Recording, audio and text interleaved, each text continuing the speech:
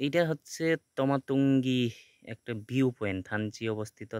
থানচি থেকে 4.5 কিলোমিটার। তো ওই যে দেখেন এখানে চারিদিকে পাহাড় আর পাহাড়। এখানে অনেকবার আমার আসা হয়েছে। এই যে এটা একটা কেওক্রাডং। কেওক্রাডং দেখা যাচ্ছে একেবারে ওই শেষ চূড়াটা, ওটা হচ্ছে কেওক্রাডং।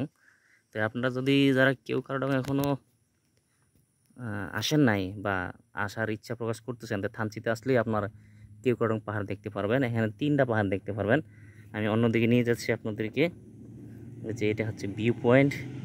এর চারিদিকে আমার পিছনে, সামনে, সাইডে, দুই পাশে, এদিকেও ভিউ, মানে পাহাড় আর পাহাড়, অস্থির একটা জায়গা।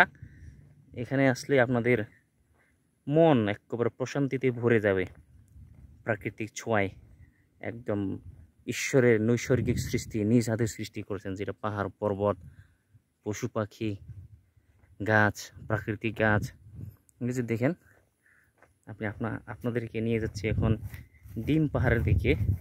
ডিম পাহাড় থেকে কিছুক্ষণ আগে আমরা নেমে এসেছি, যদিও ওদিক দিয়ে। যে এটা একটা এমন একটা ভিউ পয়েন্ট, না আসলেই আপনারা মিস করবেন। এই যে দেখেন, এখান থেকে ডিম পাহাড়।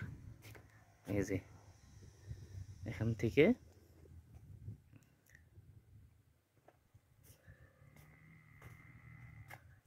ডিম পাহাড়। তো ওই উঁচু জায়গায় যদিও খালি চোখে আমার মোবাইল দিয়ে দেখা সম্ভব হচ্ছে না ভিডিওতে, কিন্তু এখানে আসলেই ডিম পাহাড় আসলে দেখতে পারবেন। এই যে এখানে তমাতঙ্গি হইতে ডিম পাহাড় লেখা আছে।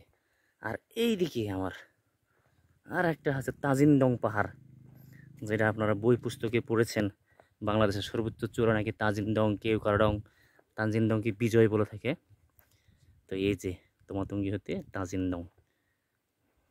এই যে দেখেন একেবারে তাজিনডং স্পষ্ট দেখা যাচ্ছে। একেবারে ওইদিকে দেখা যাচ্ছে, স্পষ্ট দেখা যাচ্ছে তাজিনডং। সেটা হচ্ছে তাজিনডং। এদিক দিয়ে অনেক সীমান্ত সড়ক চলে গেছে। এদিকে চারিদিকে পাহাড়, এই যে অস্থির সর্বোচ্চ পাহাড়ের চূড়ায়। এখানে হেলিপ্যাড আছে 2টা, যারা হেলিকপ্টার নিয়ে আসতে চান। ওদিকে হেলিপ্যাড, আরও নিচে একটা হেলিপ্যাড আছে। এখানে বাংলাদেশ সেনাবাহিনী এটা নির্মাণ করেছেন টুরিস্টদের জন্য, দর্শনার্থীদের জন্য। এই যে দেখেন সুন্দর, চারিদিকে আমি দেখাচ্ছি আপনাদেরকে, ভিউটা দেখাচ্ছি। সুন্দর, একেবারে অপরূপ। এই যে দেখেন এদিকেও, এই যে দেখেন, মনে হয় যে তাকিয়ে থাকি। যদিও আমি পাহাড়ে বসবাস, আমার পাহাড়ে জন্ম, পাহাড়ে উঠানামা করি সবসময়। এখানে আসলে পাহাড়টাকে অন্যরকমভাবে আমার মনে হচ্ছে। ওই দূর দূরান্তের জুমের ধানগুলো পেকে গেছে, এখনো কাটা হয় নাই মনে হয়। সুন্দর সুন্দর জুম দেখা যাচ্ছে দূরে। এত সুন্দর একটা জায়গা, যেটা আসলে আপনাকে প্রশান্তি দেবে, মন ভুলিয়ে দিবে। হ্যাঁ, যেটা আসলে বলার মতো না। এই যে আমার পিছনে পাহাড়, সামনেও পাহাড়, চারিদিকে পাহাড়। মোট কথা মনে হচ্ছে চারিদিকে একেবারে স্বর্গ, একটা স্বর্গের ছোঁয়া এমন একটা। আর বাতাস প্রচুর।